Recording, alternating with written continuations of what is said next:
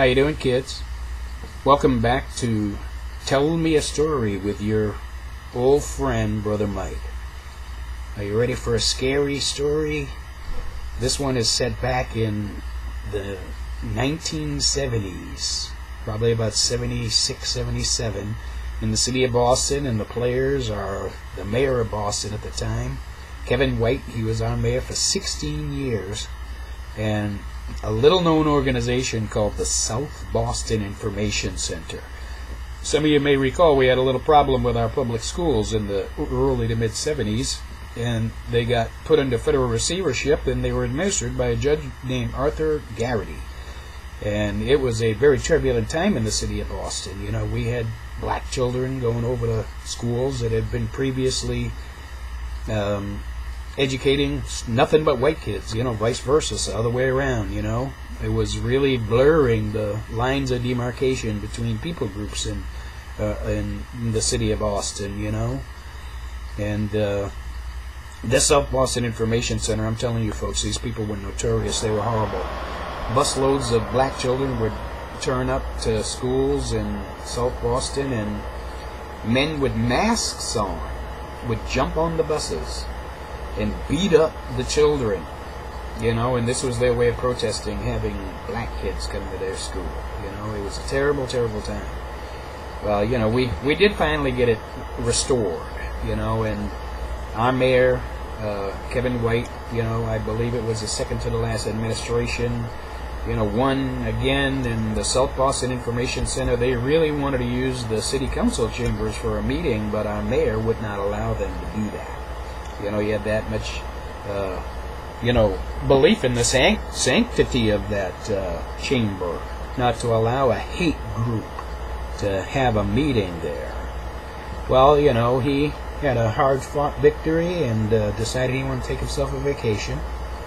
And while he was gone, a city councilman, I don't remember his name, a guy from South Boston, took it upon himself to invite the South Boston Information Center to the City Hall Council chambers. And I was in my apartment in Jamaica Plain with my then girlfriend, who was a vice president of a financial management company, you know, pretty straight-laced, educated woman, you know, highly responsible position.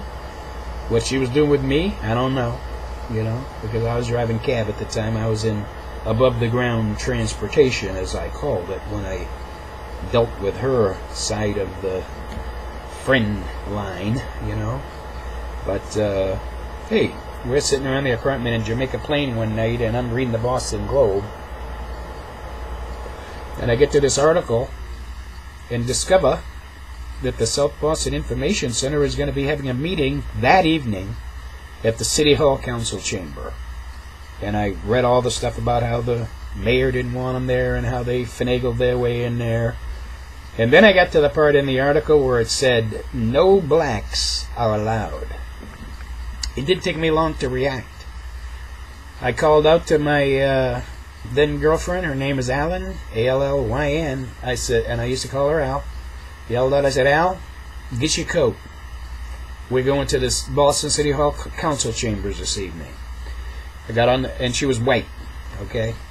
I get on the telephone, call the police department, and I announced to them, I am an African-American man. I read the article in the Boston Globe. I understand that the South Boston Information Center is going to have a meeting in the City Hall Council chamber, and they prefer that African-Americans do not attend.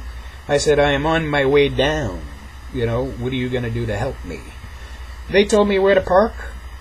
Me and Al jumped in the car, drove downtown Boston, parked where they told us to park.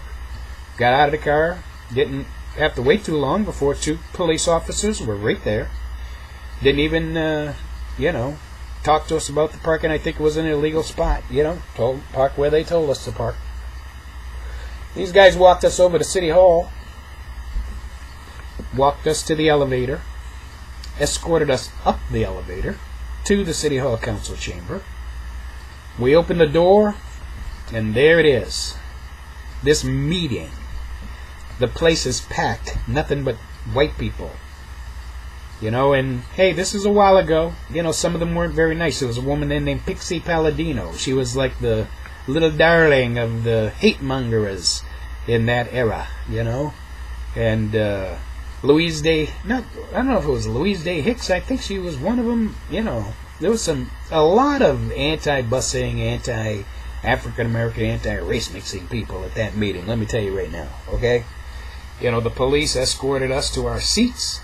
They retired to the back of the City Hall Council chamber. Every once in a while, I'd look over my shoulder just to make sure they were there. And without undue reason, I remember at one point in the reason, this Pixie Palladino woman got up in front of the entire crowd, kind of like an amphitheater, you know, kind of built up seating. And she led the whole crowd in a chant.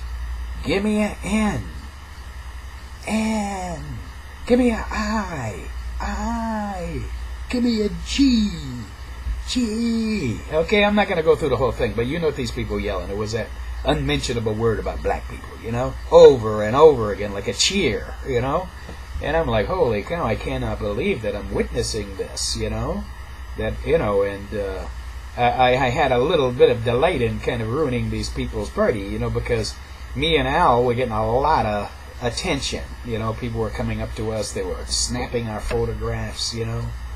There came a time in the proceedings when there was a Q&A, and they were taking questions from the audience, you know, about busing and Negroes and, you know, every other hideous little question you could possibly think that a racist could ask, you know.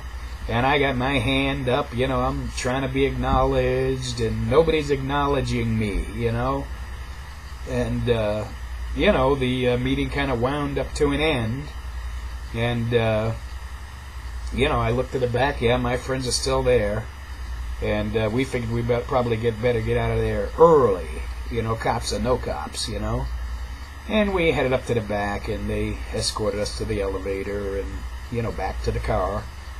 We drove back to our apartment in Jamaica Plain and just kind of sat there, you know, wondering, you know, what is this that we had seen, you know, because at the time I had 2 children, you know, and they were enrolled in the Boston public school systems, you know, they were involved in all that mess, you know, and, you know, we had gone down to the school because, you know, my kids are interracial, and I appealed to, you know, the powers that dictate what schools kids go to, you know, to just exempt us from it, you know. Why do you want to include us in this? You know, we have obviously rectified this problem in our own home, you know, but, you know, they weren't going to exempt us, and they sent my kids to, you know, really one of the worst schools I felt in Jamaica Plain. But, you know, hey, what is a good school in the city of Boston? It's very ironic.